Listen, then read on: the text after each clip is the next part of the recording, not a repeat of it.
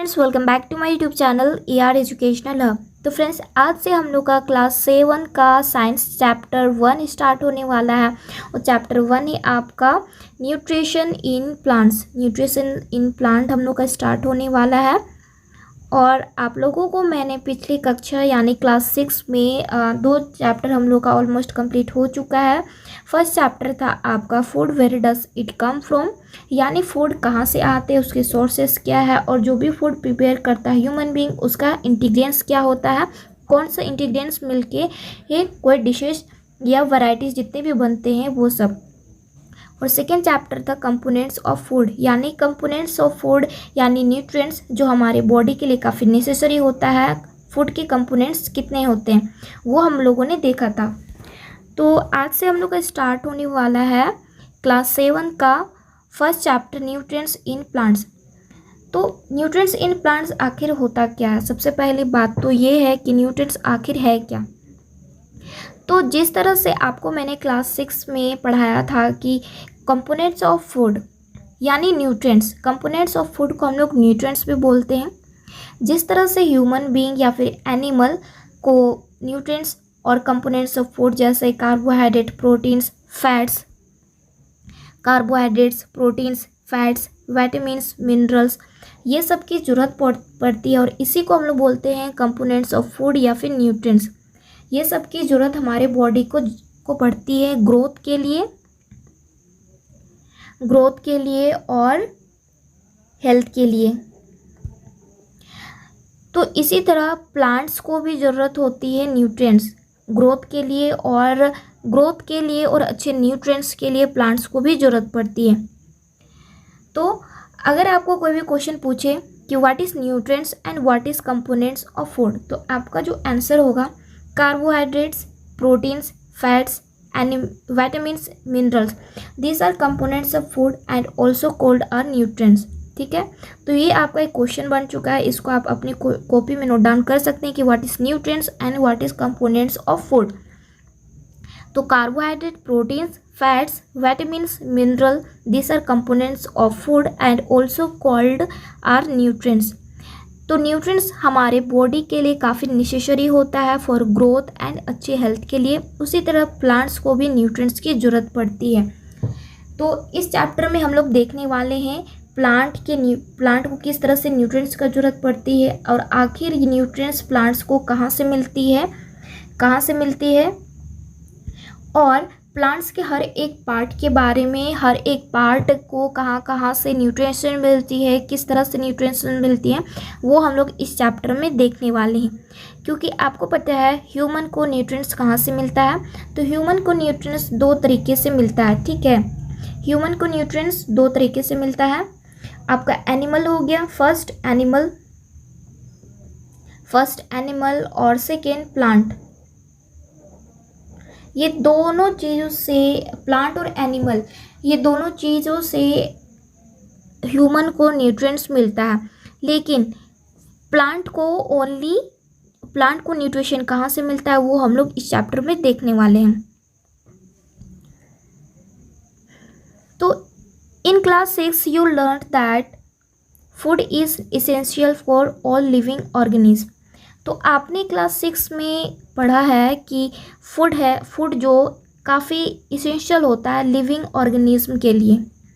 Class 6 में हम लोगों ने देखा था फूड काफ़ी इसेंशियल होता है। इसेंशियल मीन्स काफ़ी ज़रूरत होता है लिविंग ऑर्गेनिज्म के लिए। जी हाँ फ्रेंड्स, क्योंकि लिविंग ऑर्गेनिज्म के लिए फूड काफ़ी ज़्यादा ज़रूरत होता है फॉर एनर्जी के लिए, ग्रोथ के लिए और अच्छी हेल्थ के लिए फूड काफ़ी ज़्यादा ज़रूरत होती है। और वैसे फूड जिनमें न्यूट्रिएंट्स काफ़ी ज़्यादा हो, न्यूट्रिएंट्स मीन्स आपके क्या है, carbohydrates, proteins, fats, vitamins, minerals, ये सारे फूड जिसमें न्यूट्रिएंट्स पाया जाता है वो हमारे बॉडी के लिए काफ़ी ज़रूरत होता है। All living organism require food.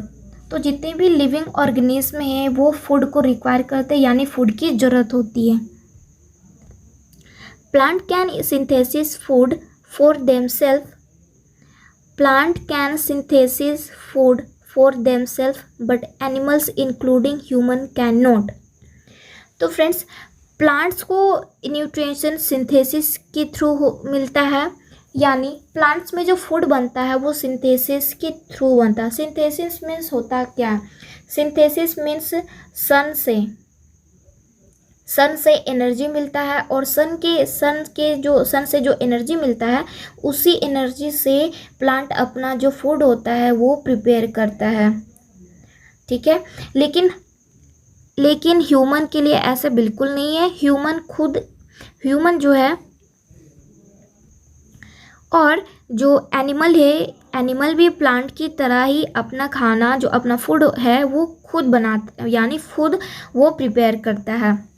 लेकिन human can not, but animal including, but human can not.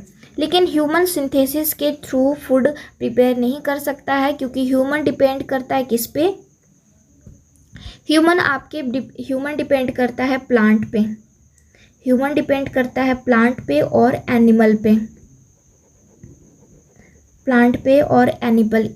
Human अपना खाना खुद तैयार नहीं करता है, ह्यूमन को प्लांट और एनिमल पे डिपेंड होना पड़ता है।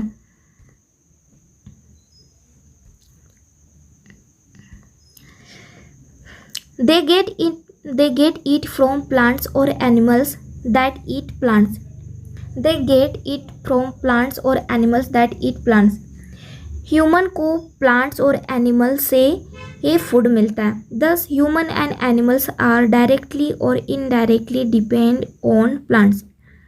इस तरह से ह्यूमन और एनिमल दोनों ही डायरेक्टली और इनडायरेक्टली डिपेंड करते हैं प्लांट्स पे, क्योंकि ह्यूमन को भी प्लांट से ही फूड मिलता है, और कोई ऐसे एनिमल होते हैं जिसको प्लांट से ही फूड मिलता है, क्योंकि कोई एनिमल आपके ये एनिमल दूसरे एनिमल को खाता है, लेकिन कोई एनिमल ऐसे होते हैं जो शाकाहारी होते हैं, तो वो प्लांट पे डिपेंड करते हैं।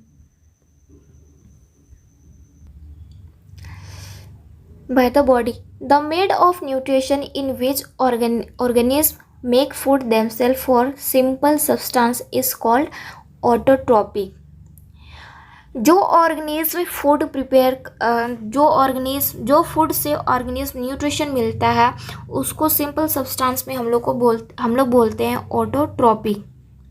ऑटोट्रॉपिक मीन्स सेल्फ होता है, और ट्रोपोस मीन्स होता है न्यूरिशमेंट। ठीक है, ऐसा फूड जो खुद न्यूट्रिशन प्रिपेयर करता है, खुद का न्यूट्रिशन खुद बनाता है, उसको बोलते हैं ऑटोट्रॉपिक। यानी वैसा organism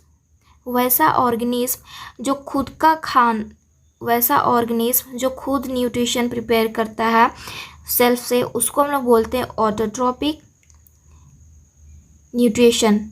therefore plants are called autotrophs.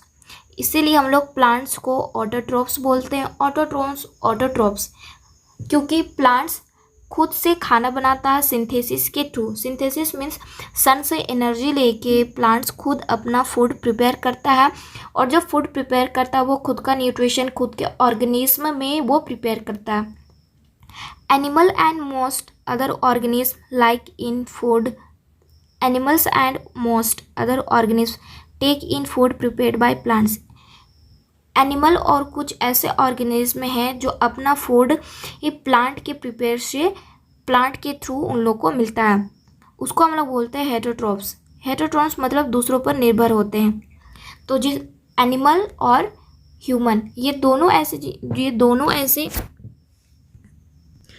ऐसे थिंग हैं जो प्लांट पे डिपेंड रहते हैं या फिर एनिमल पे डिपेंड रहते हैं। ये खुद अपना फूड नहीं प्रिपेयर कर सकता है, इसीलिए हम लोग इसको बोलते हैं हेटरोट्रॉप्स। तो ये बहुत ही इम्पोर्टेंट है, ऑटोट्रॉप्स किसको बोलते हैं, हेटरोट्रॉप्स क्यों बोलते हैं और क्यों। ठीक है, तो ऑटोट्रॉप उसको हम लोग बोलते हैं, ऑटोट्रॉप्स हम लोग प्लांट को बोलते हैं क्योंकि प्लांट अपना फूड खुद प्रिपेयर करता है अपने ऑर्गेनिज्म पे, और हेटरोट्रॉप्स उसको बोलते हैं जो अपना फूड किसी अदर से मिलता है, जैसे एनिमल और अदर ऑर्गेनिज्म फूड प्लांट से मिलता है, उसको हम लोग बोलते हैं हेटरोट्रॉप्स।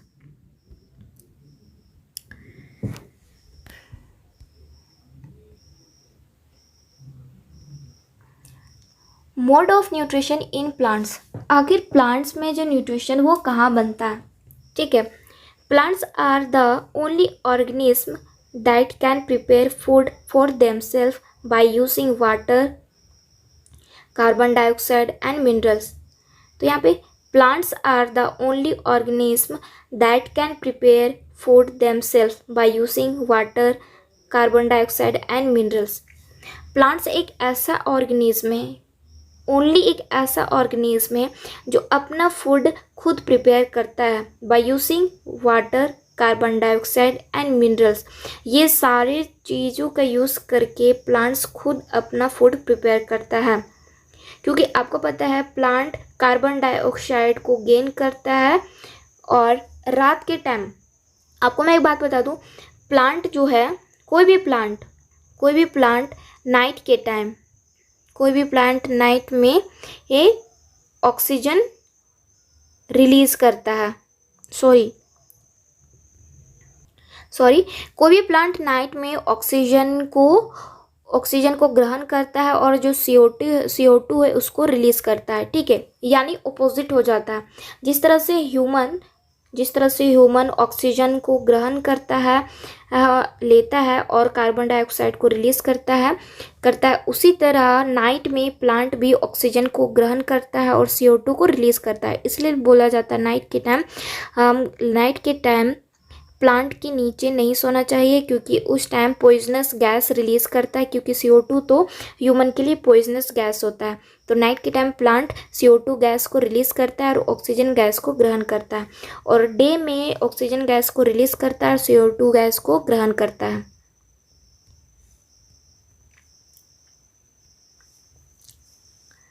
और प्लांट्स को फूड प्रिपेयर करने के लिए water, carbon dioxide and minerals की जरूरत पड़ती है।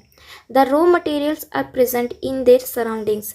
The nutrients enable living organism to build their bodies, to grow, to repair damaged part of their bodies and provide the energy to carry out life processes. Nutrition is the mode of taking food by an organism, and it's now we may ask where the food factories of plants are located. Whether food is made in all parts of a plant or only certain parts. How do plants obtain the raw material from the surroundings? How do they transport them to the food factories of plants? तो यहाँ पे बहुत ही important question है यहाँ पे। Whether food is made in plants, इसको छोटा करते हैं साइज को। Whether food is made in all parts of a plant or only in certain parts.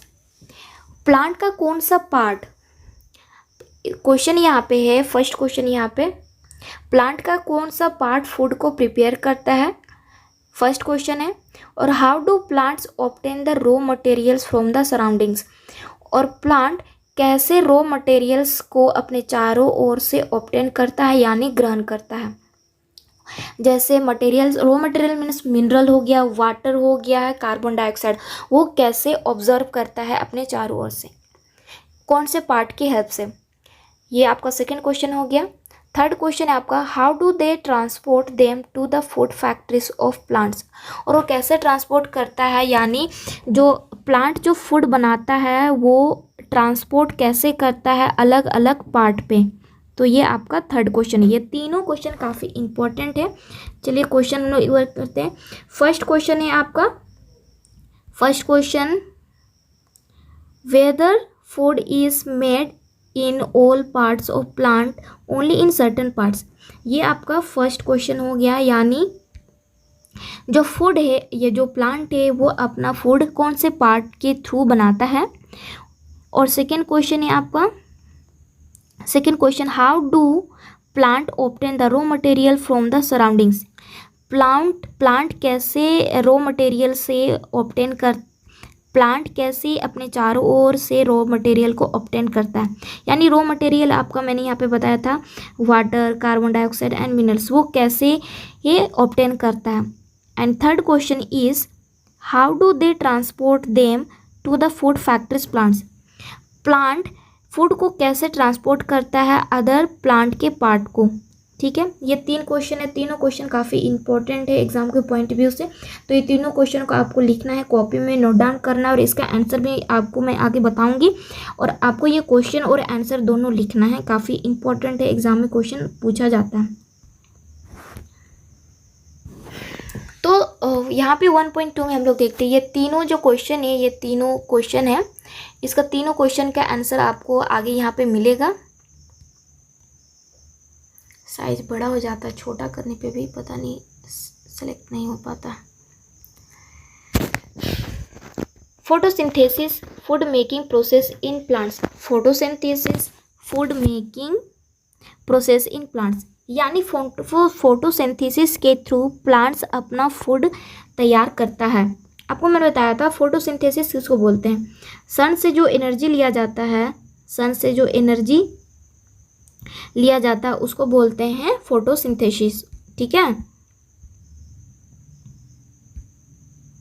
आगे leaves are the food factories of plants, therefore all the raw material must reach the leaf. ठीक है, leaves are the food factories of plants, therefore leaves means पत्ता। ठीक है, leaf जो होता है ना, लीफ मीन्स होता है पत्ता। ठीक है, हिंदी में इसको हम लोग पत्ता बोलते हैं। लीफ मीन्स पत्ता। All the raw material must reach the leaf, जितने भी रॉ मटेरियल्स हैं वो लीफ तक पहुंचते हैं। Water and minerals present in the soil are observe by the roots, और वाटर और मिनरल्स ये दोनों ऑब्जर्व होते हैं, ये दोनों ऑब्जर्व होते हैं रूट से और ट्रांसफ़र करते हैं, रूट से ट्रांसफ़र होके लीव्स तक। दिखाई नहीं देता यार, इसका छोटा करना पड़ेगा इसको, वेट सॉरी। कहाँ पे थे हम लोग? हाँ, water and minerals present in the soil are observe by the roots and transfer to the leaves. Carbon dioxide what हो क्या रहा है?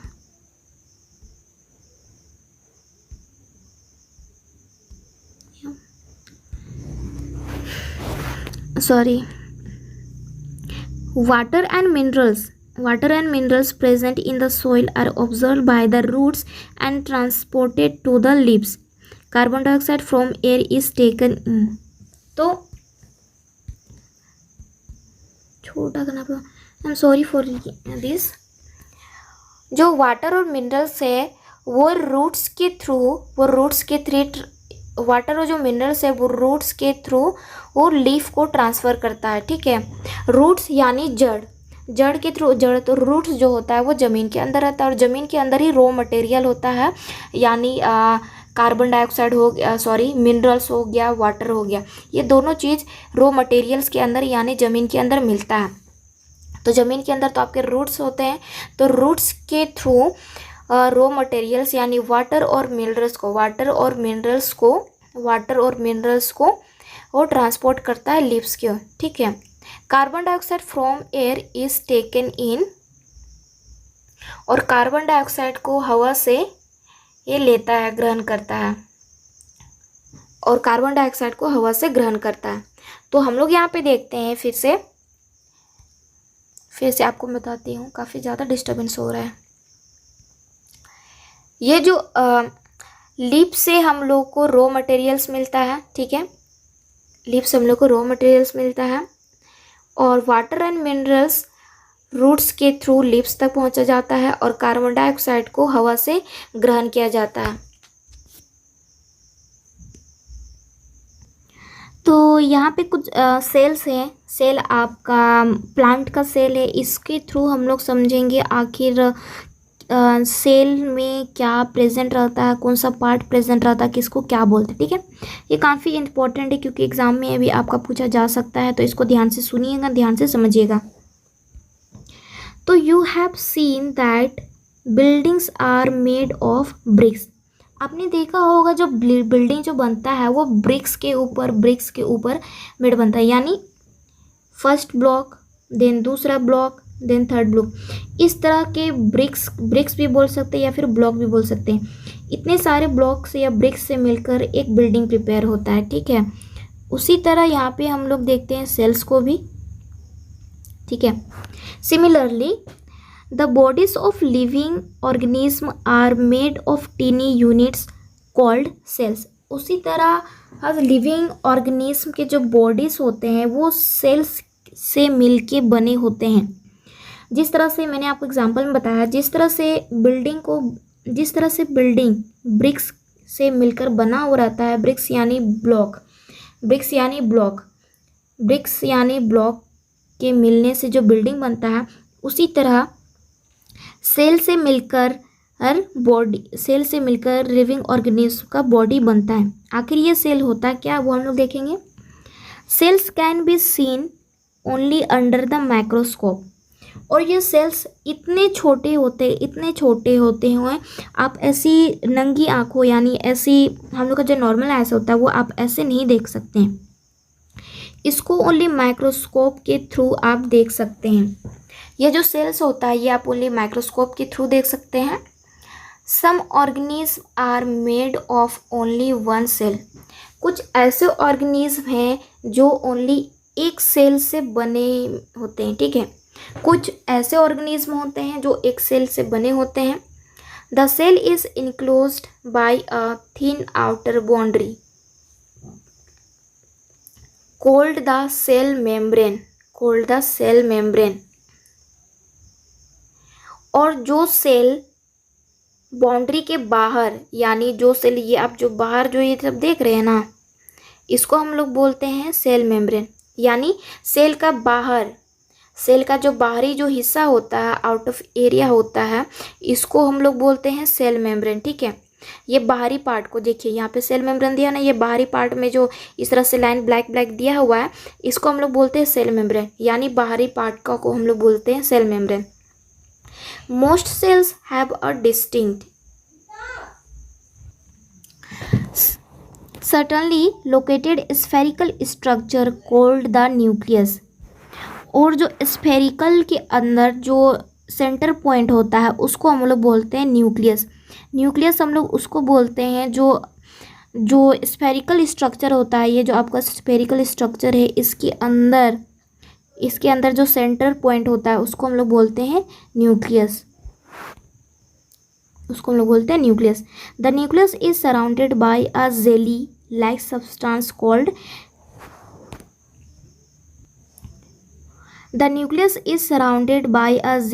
Substance called cytoplasm. और ये जो न्यूक्लियस होता है, न्यूक्लियस के चारों ओर जो जेली टाइप का है, इसको हम लोग बोलते हैं साइटोप्लाज्मा। ये जो पॉइंट आपका दिया हुआ है, ये जो पॉइंट यहाँ पे दिया हुआ है, सॉरी इसको मैं बड़ा करती हूँ थोड़ा, ये जो पॉइंट दिया हुआ है इसको हम लोग बोलते हैं न्यूक्लियस। और इस न्यूक्लियस के जो चारों ओर जो दिया हुआ इस टाइप का जेली टाइप का, ये इसको हम लोग बोलते हैं साइटोप्लाज्म। जो जेली टाइप का है इसको हम लोग बोलते हैं साइटोप्लाज्म। तो होप्स आपको सेल समझ में आ गया है। ये जो सेल है आपका प्लांट का है, ठीक है। ये प्लांट का पार्ट का सेल है। तो सेल किसको बोलते हैं? सेल लिविंग ऑर्गेनिज्म का छोटे छोटे पार्ट होते हैं, उसको हम लोग बोलते हैं सेल, ठीक है। और सेल मेम्ब्रेन किसको बोलते हैं? जो सेल मेम्ब्रेन उसको बोलते हैं the cell is enclosed by tiny outer boundary. जो बाउंड्री के जो बाहरी जो ब्लैक टाइप के आपको इस तरह से दिए हुए हैं, इसको हम लोग बोलते हैं सेल मेम्ब्रेन। और न्यूक्लियस किसको बोलते हैं? न्यूक्लियस हम लोग इसको बोलते हैं जो पॉइंट इस तरह से दिया हुआ है, यहाँ पे जो पॉइंट सेंटर पॉइंट है, इसको हम लोग बोलते हैं न्यूक्लियस। और साइटोप्लाज्म में ये जो जेली टाइप का दिया हुआ है, इसको हम लोग बोलते हैं साइटोप्लाज्म। ये जो जेली टाइप का दिया हुआ है, इसको हम लोग बोलते हैं साइटोप्लाज्म।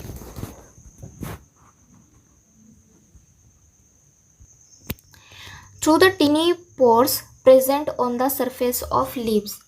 लिप्स के जो टिनी पोर्स होते हैं, लिप्स में जो टिनी पोर्स होते हैं, इसको छोटा करते हैं, sorry.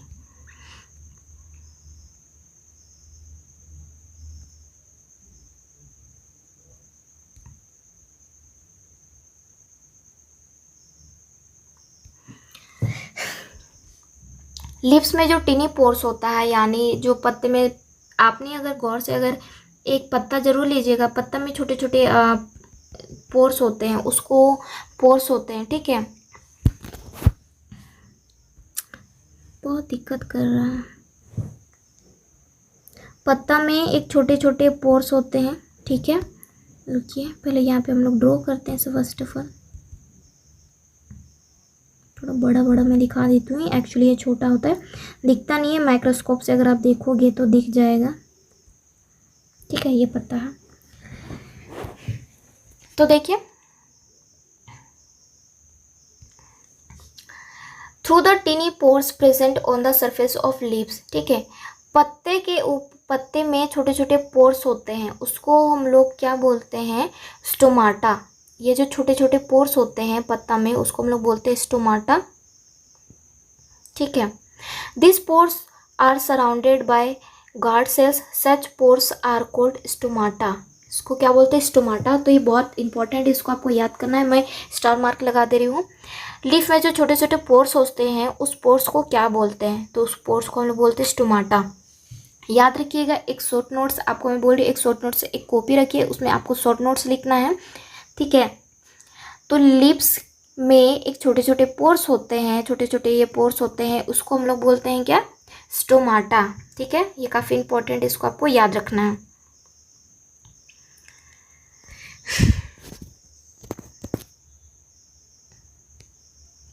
Water and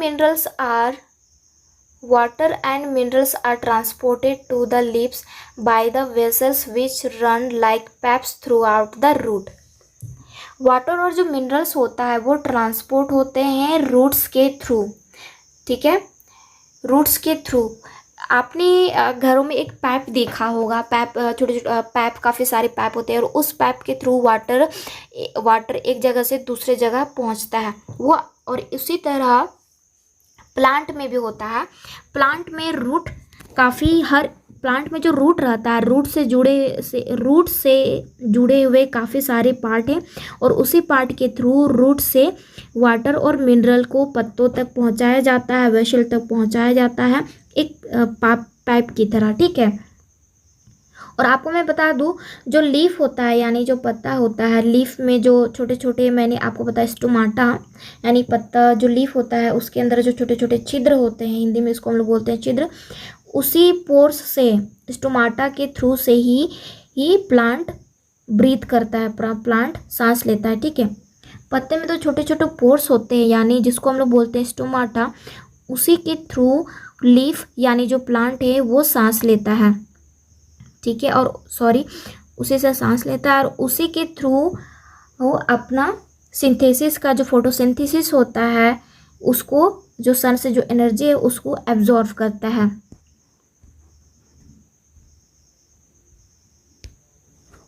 water and minerals are transported to leaves by the vessels which run like pipes the root. और रूट के थ्रू वाटर और मिनरल्स को ट्रांसपोर्ट किया जाता है लीव्स और वेसल्स में। The stem, the branches and the leaves. Stem, the branches and the leaves. Stem यानी जड़, तना इसको बोलते हैं, और leaves यानी पत्ता, ये सब में पहुंचाया जाता है रूट के थ्रू। They form a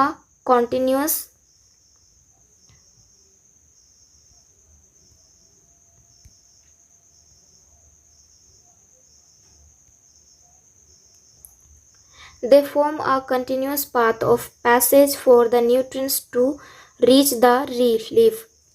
और ये सारे रॉ मटेरियल्स पहुंचते हैं लीफ में, और लीफ में ही जो प्लांट का जो फूड होता है वो प्रिपेयर होता है, क्योंकि लीफ में ही फोटोसिंथेसिस को ऑब्जॉर्व करता है, यानी जो सन से जो लाइट आता है वो फोटोसिंथेसिस वो लीफ के थ्रू एब्जॉर्व होता है। इसलिए रूट के थ्रू जितना भी मिनरल्स, वाटर, जितना भी ये रॉ मटेरियल्स है वो स्टीम, ब्रांचेस और लीव्स के थ्रू वो लीफ तक पहुंचाया जाता है, ताकि प्लांट तक जो प्लांट का जो फूड है वो प्रिपेयर हो सके। The leaves have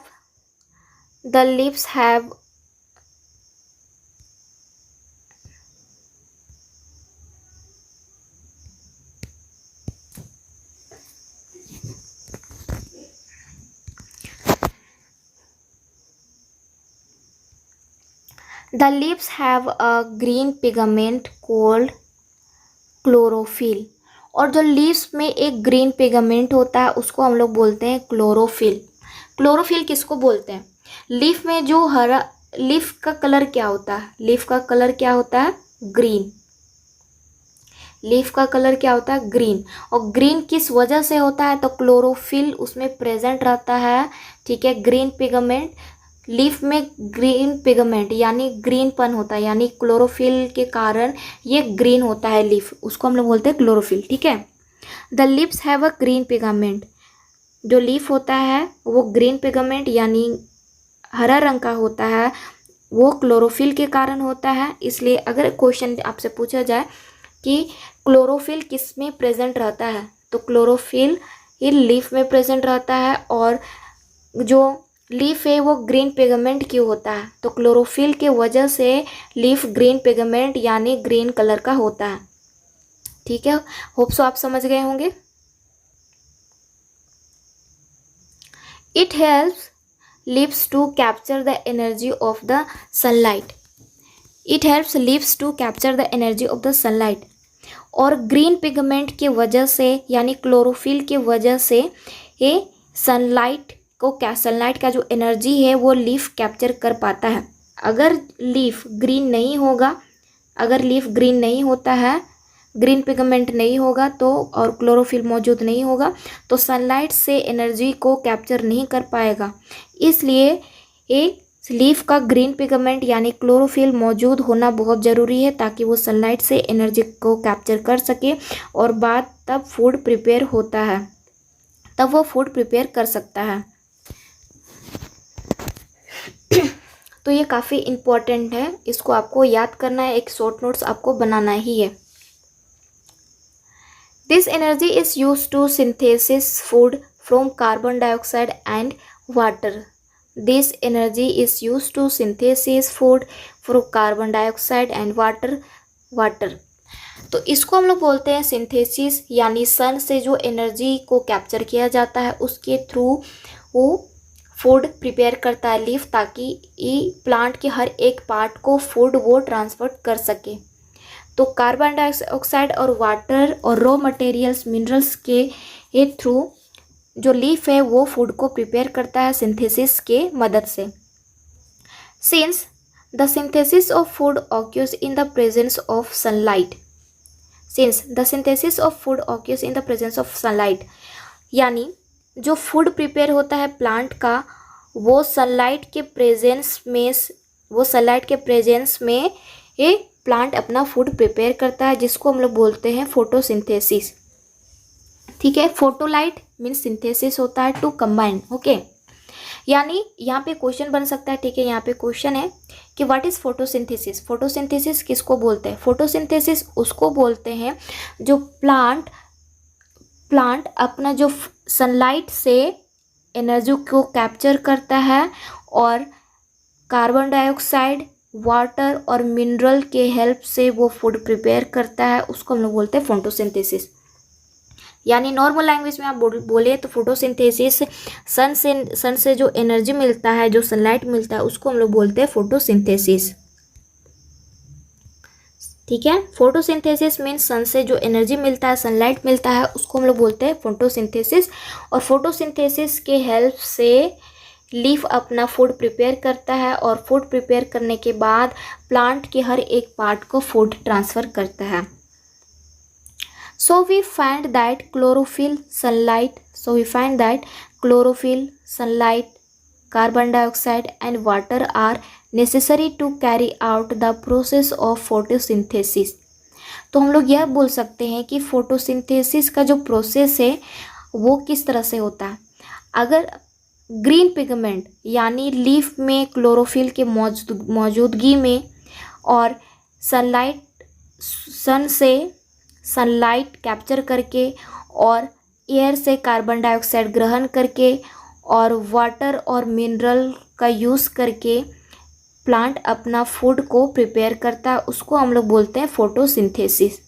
ठीक है, फिर से रिपीट कर दे रही हूँ कि व्हाट इज़ फोटोसिंथेसिस। ठीक है, फोटोसिंथेसिस इस आखिर प्लांट को फोटोसिंथेसिस के थ्रू फूड किस तरह से प्रिपेयर करता था। क्लोरोफिल यानी जो ग्रीन पिगमेंट लीफ में होता है उसके थ्रू, उसकी मौजूदगी में, और सन से सनलाइट को कैप्चर करके, और एयर से कार्बन डाइऑक्साइड को ग्रहण करके, और वाटर और मिनरल की मदद से अपना फूड को प्रिपेयर करता है। तो इसको हम लोग बोलते हैं photosynthesis. It is a unique process on the earth. और ये जो प्रोसेस है ये अर्थ का काफ़ी यूनिक प्रोसेस है, क्योंकि प्लांट अपना जो फूड है वो खुद प्रिपेयर करता है, वो भी फोटोसिंथेसिस के through. The solar energy is captured by the leaves and store in the plant in the form of food. Thus, sun is the ultimate source of energy for all living organisms। तो इससे पता चलता है कि जो सन है, जो सूर्य है, इससे पता चलता है जो सन है वो अल्टीमेट सोर्स ऑफ एनर्जी है लिविंग ऑर्गेनिज्म के लिए। जिस तरह से प्लांट को सन का एनर्जी का ज़रूरत होता है फूड प्रिपेयर करने के लिए, उसी तरह ह्यूमन बीइंग यानी लिविंग ऑर्गेनिज्म, जितने भी लिविंग ऑर्गेनिज्म हैं उसको सन का एनर्जी का काफ़ी ज़्यादा ज़रूरत होता है। और ह्यूमन बीइंग को सन से यानी सूर्य के लाइट से हम लोग को मिलता है विटामिन डी। उसी तरह से प्लांट और एनिमल को भी इस सन का एनर्जी का काफ़ी ज़्यादा ज़रूरत होता है। तो इस तरह से sun is the ultimate source of energy for all living organism. ठीक है। The solar energy is captured by the leaves and store in the plant in the form of food. जिस तरह से लीव सन से सनलाइट को capture करके food को store करता है, फूड को प्रिपेयर करता है, उससे पता चलता है कि सन अल्टीमेट सोर्स ऑफ एनर्जी है। ठीक है, लिविंग ऑर्गेनिज्म के लिए। लिविंग ऑर्गेनिज्म, प्लांट, एनिमल और ह्यूमन, ये सारे थिंग के लिए ये सन का जो एनर्जी वो काफ़ी इम्पॉर्टेंट होता है लिविंग ऑर्गेनिज्म के लिए। तो आज के लिए बस इतना ही। नेक्स्ट पार्ट में हम लोग यहाँ से स्टार्ट करेंगे कैन यू इमेजिन। ठीक है। तो होप सो आज का ये जो फर्स्ट क्लास था, क्लास 7 का न्यूट्रिशन इन प्लांट्स, आपको समझ में आ गया होगा। आगे हम लोग पढ़ेंगे। तो अभी मैंने जितना भी आपको पढ़ाया है वो आपको अच्छे से रीड करना है। फिर से एक बार फिर से वीडियो अगर आपको समझ में नहीं आ रहा फिर से, तो वीडियो को एक बार फिर से देखें, देन आप बुक को रीड कीजिए। और जो जो मैंने बोला ये इम्पॉर्टेंट है, इसको आपको शॉर्ट नोट्स बनाना है, वो आपको ज़रूर करना है, ताकि अगर आप अभी कंटिन्यूस अगर आप प्रिपेयर रहते हैं for the purpose of exam को लेके, तो काफ़ी अच्छा होगा, ताकि जब एग्ज़ाम टाइम नज़दीक आए तो आपको ज़्यादा मेहनत ना करना पड़े, अगर आप अभी से ही मेहनत करते हैं तो जितना ज़्यादा हो सके आप शॉर्ट नोट्स बनाते रहिए। इससे होगा क्या कि कोई भी चैप्टर आपको ईजिली समझ में आ जाएगा। ठीक है, चैप्टर को एक बार फिर से रीड कीजिए, और जो भी मैंने आपको बोला है शॉर्ट नोट्स आपको बनाना है वो आपको बनाना ही है, और क्वेश्चन लिखना है और आंसर भी लिखना है। ठीक है, इससे होगा क्या कि आपको अच्छे से वो चैप्टर समझ में आ जाएगा। अगर आप दूसरों को अगर आप खुद समझ जाते हैं वो चैप्टर को, देन आप दूसरों को भी एक्सप्लेन अच्छे से कर सकेंगे। तो उम्मीद करती हूँ कि आज का जो सेशन था, जो क्लास था न्यूट्रिशन इन प्लांट्स, आपको अच्छी तरह से समझ में आ गया होगा। तो मिलते हैं हम लोग अपने नेक्स्ट पार्ट 2 वीडियो पे, और होप सो आप कोई भी क्लास, कोई भी सेशन आप अटेंड ना भूलें, क्योंकि हर एक पार्ट, हर एक चैप्टर काफ़ी इम्पोर्टेंट है। तो ज़्यादा से ज़्यादा हो सके आप स्टडी पे फोकस कीजिए, और जितना ज़्यादा हो सके आप वीडियो को ज़्यादा देखिए, शेयर और लाइक ज़रूर कीजिएगा।